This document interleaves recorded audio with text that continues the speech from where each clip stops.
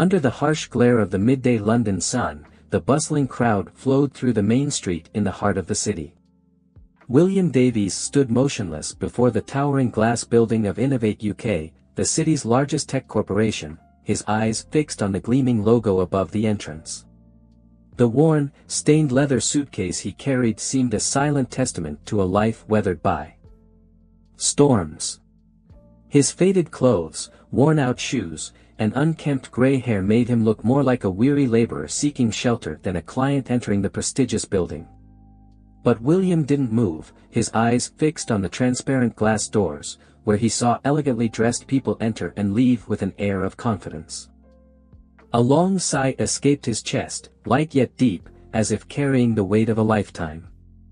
Then, he stepped forward, slowly but resolutely. The automatic glass doors had barely opened when a cold voice rang out, "Hold it right there. You can't go in." The young security guard, John Smith, stood in front of him. His determined demeanor was even more pronounced as his eyes glanced over William's tattered clothes. "This isn't a charity, sir," John said, his voice dripping with contempt. "You'd be better off somewhere else. You can call upstairs to confirm. I have an appointment with the CEO." William's voice was calm, but his fatigue was evident. John burst out laughing, the sound ringing out more as an insult than humor. "Don't be ridiculous, sir. There's no way you have an appointment with the CEO." The clients nearby began to turn, curious and scornful gazes directed at William. Some shook their heads, avoiding him as if his presence tainted this luxurious space. But William remained calm, his eyes flashing with a spark of determination. "My name is William Davies," he said, "just call up and confirm." John was about to reply when a female voice sounded from behind, "What's going on here?" A woman in a crisp business suit approached, her high heels clicking sharply on the polished stone floor. She, Emily Carter, the lobby manager, looked William up and down with unconcealed disgust. "This man claims he has an appointment with the CEO," John answered quickly, his eyes seeking support from his superior.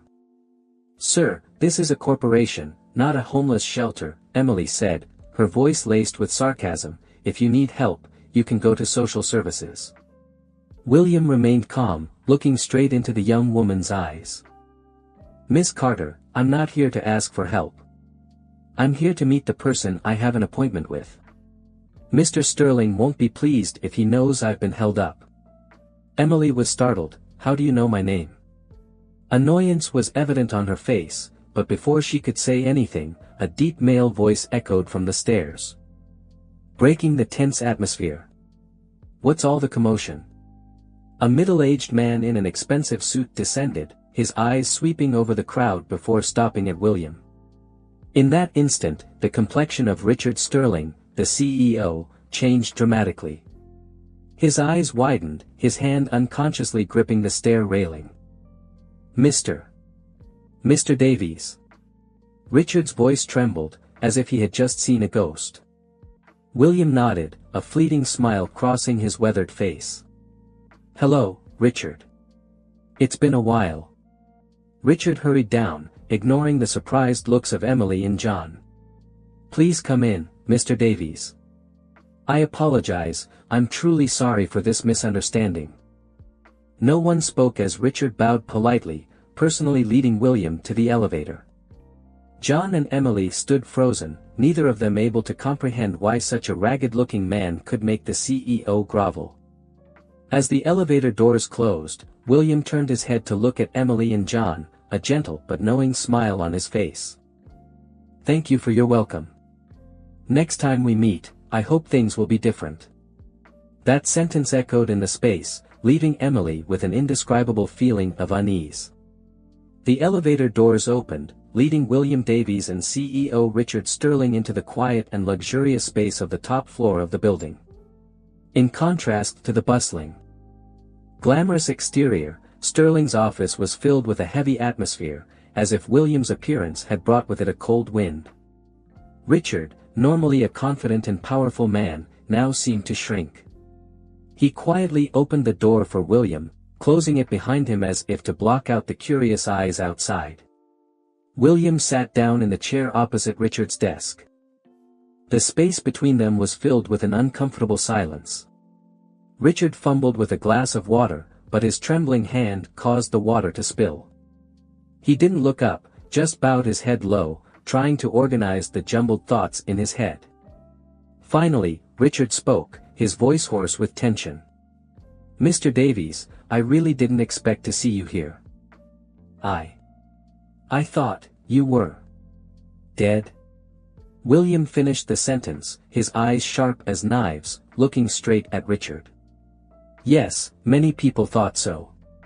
Perhaps that's what you all wanted, right?" Richard took a deep breath, but couldn't hide the fear in his eyes. "You misunderstand, Mr. Davies. Everything we did was for the company. The situation was very difficult at the time, we had no other choice." William chuckled softly, but the smile held no warmth. "No other choice? Is that what you say to justify betraying me, stealing the company I built with my own hands? Or to rationalize the shady deals, the embezzled funds that I've uncovered over the past 15 years? Richard was silent, unable to utter a word. He bowed his head, avoiding the gaze of the man sitting before him. William slowly placed his old leather suitcase on the table. Each of his movements was slow but deliberate, like a silent indictment. From the suitcase, he took out a thick set of documents, the paper yellowed with age, but the words within were as clear as the day they were printed. "This is what I've spent the last 15 years gathering," William said, his voice low but carrying the weight of a buried past. "Invoices, meeting minutes, bank transactions, they all point in one direction, to you. Every single member of the board was involved in the plot to remove me, seize my shares, and even fabricate fake transactions to push me to the brink of bankruptcy." Richard said nothing, just kept his head down, as if every word from William was a knife stabbing straight into his heart. The atmosphere in the room thickened, only the faint rustling of paper could be heard as William continued to cite each piece of evidence.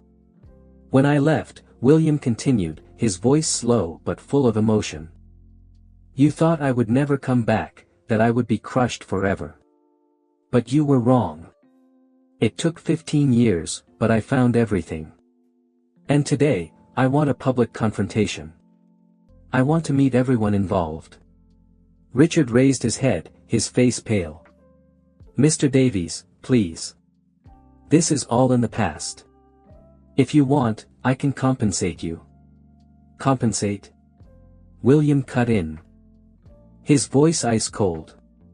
"You think you can use money to make up for 15 years of my life? You think you can buy back my honor, my self-respect? No, Richard, I don't need money. I need justice." That sentence, like a sharp blade, made Richard shudder.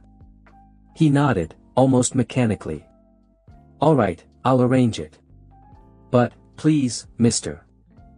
Davies, give me some time." "You have 2 days," William said, standing up. "I'll be waiting for the meeting with the entire board of directors. If not, I'll reveal this truth myself."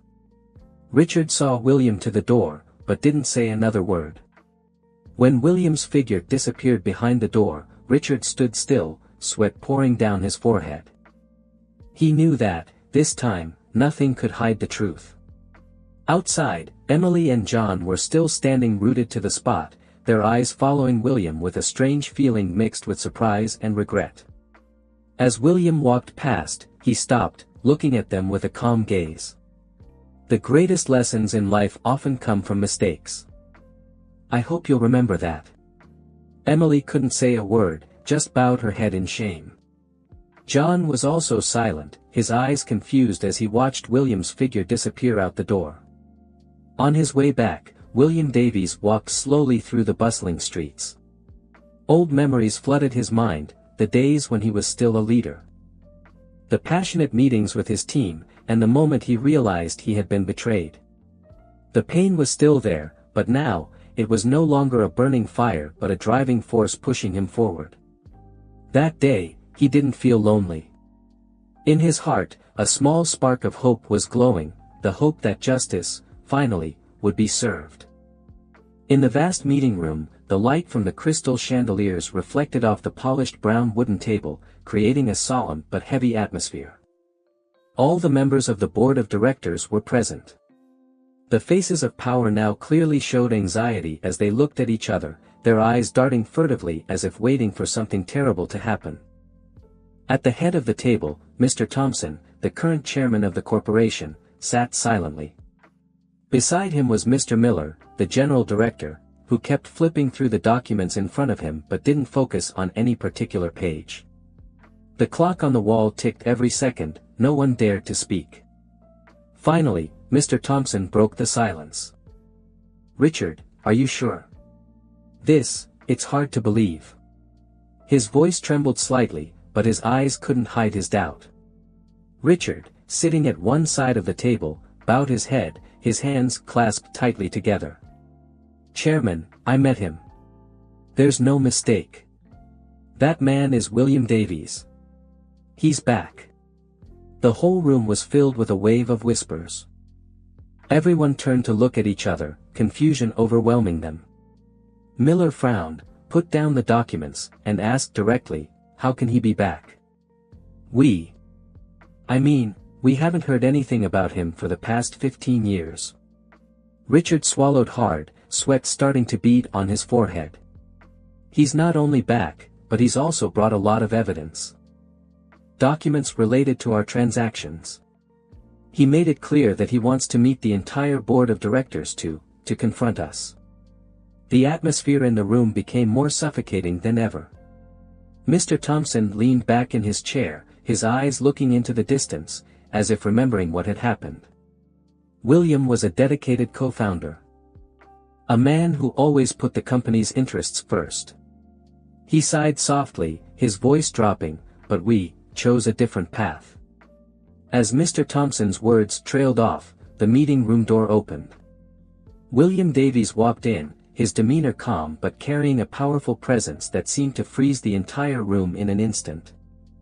He was still wearing his old clothes, but his piercing gaze swept over every person in the room as if stripping bare each face. "Are you surprised to see me?" William's voice was gentle but full of authority, leaving everyone in the room speechless. He slowly walked to the empty chair opposite Mr. Thompson, pulling it out and sitting down without needing an invitation. Placing his old leather suitcase on the table, he opened it, taking out a thick stack of documents. Everyone's eyes were fixed on his every gesture, as if those actions were the key to unlocking the secret they wanted to bury forever. "I once believed that this company was a family," William began, his voice not loud but resonating throughout the room. "I dedicated my entire life to building it from scratch. But what have you turned this family into? A playground for selfish calculations, shady deals, and betrayal." Mr. Thompson tried to remain calm. "William, I understand your feelings. But everything we did was to save the company during a difficult time. You know very well that things weren't easy back then." "Save the company?" William smirked. "By pushing me out, faking my death to seize my shares, and then embezzling millions from the investment fund? Do you think I didn't know?" Those words were like a knife stabbing into each person in the room. Some bowed their heads, avoiding William's gaze. But Miller still maintained a tough demeanor. His voice challenging, "These documents could be fake. How do we know they weren't created to frame us?" William looked straight at him, his eyes seeming to pierce through all pretense. He slowly placed a USB drive on the table. "This contains everything. Email exchanges, secret meeting minutes, and even the bank transactions that you tried to hide. Everything has been sent to the investigating authorities. I'm not here to negotiate, but to inform you that your game is over." The room fell into a deadly silence.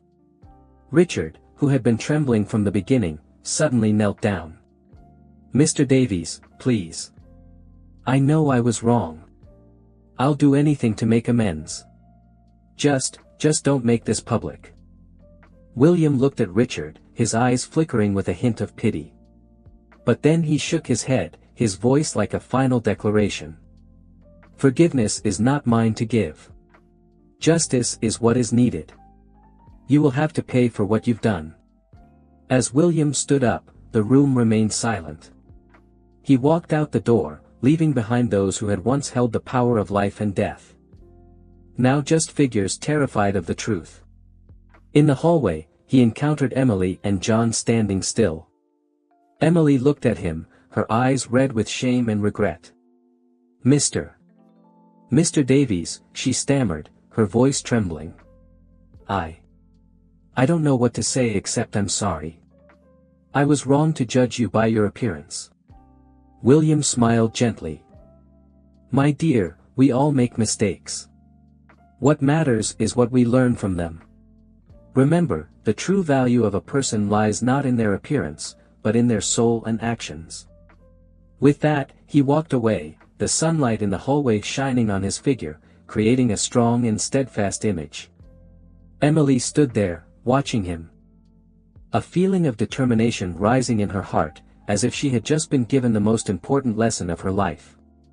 The London sky that morning was still blue, but the atmosphere in the financial district was like it was about to be shattered by a bombshell of information that had just been released.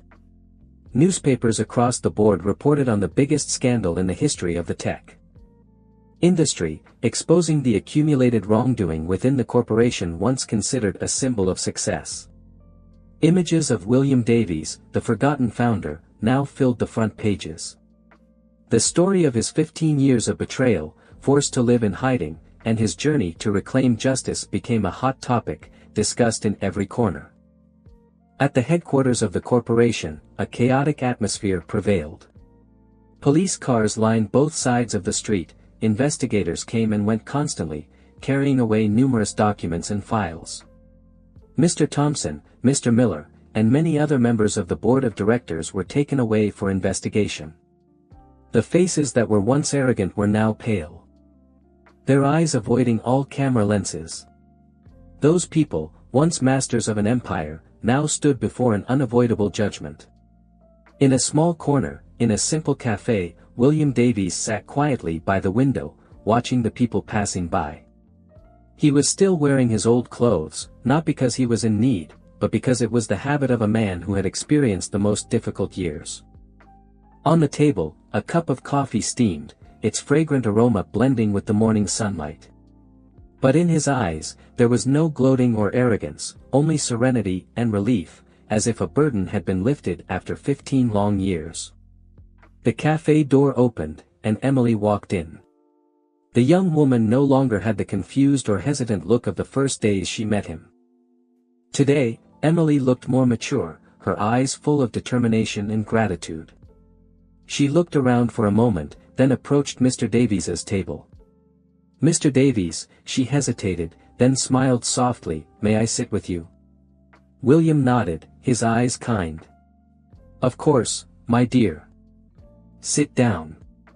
Emily sat down, her hands clasped together, as if trying to organize what she wanted to say. I want to thank you. Not only for giving me a great lesson, but also for giving all of us a chance to look at ourselves. William looked at her, his eyes shining with gentleness. Lessons are what we learn, not what is given, Emily. You yourself recognized it, and that's what matters. Emily bowed her head, her voice trembling slightly. But aren't you angry with me? For the way I treated you? William shook his head, a fleeting smile on his lips. Anger only makes us more tired, Emily. Mistakes are part of being human. How we correct our mistakes defines who we are. The young woman looked at him, her eyes sparkling as if she wanted to say something more. But then she just smiled, silently feeling the relief spreading through her heart. 6 months later, in a small but tidy office in a quieter district of London, William Davies sat behind his desk, carefully reading a report. On the wall behind him, the words, Davies Tech Ventures, where true values are honored, stood out against the simple white background. The office door opened, and Emily walked in, carrying a set of documents. She was no longer the confused young woman in the stiff suit, but now exuded confidence and enthusiasm. "Mr. Davies," Emily spoke, her voice now familiar with the more intimate form of address. "Here's the plan for the new project." William looked up, smiling. "Thank you, Emily. You've done very well over the past few months." Emily blushed, but the smile on her lips was radiant. "I'm just trying to learn from you, sir." William nodded, then pointed to the chair opposite him. "Sit down, Emily. I have something I want to say to you." Emily sat down, her eyes sparkling with curiosity. William put the report down, looking at her thoughtfully.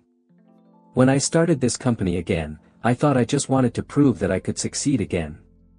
But now, I realize that the most important thing is not success, but how we achieve it." Emily nodded, listening intently. William continued, his voice warm and sincere. "I want to build a company that is not only financially successful, but also a place that nurtures ethical values, where people are respected and developed. And I want you, Emily, to be a part of that journey." Emily's eyes widened in surprise. "Mr. Davies, I want you to be the company's head of human resources," William said, his eyes full of trust. "You've grown a lot, and I believe you're the best person to ensure that every employee in the company is treated fairly and with respect." Emily sat there, moved to the point of speechlessness. I don't know what to say. This is a huge responsibility." William smiled, his eyes shining. "Age is not a measure of ability. Emily, I've been watching you over the past few months. You have the compassion, determination, and spirit of learning that I'm looking for. I believe you'll do well." Emily bowed her head, feeling the trust that William had placed in her. She took a deep breath, then looked up, her eyes shining brightly.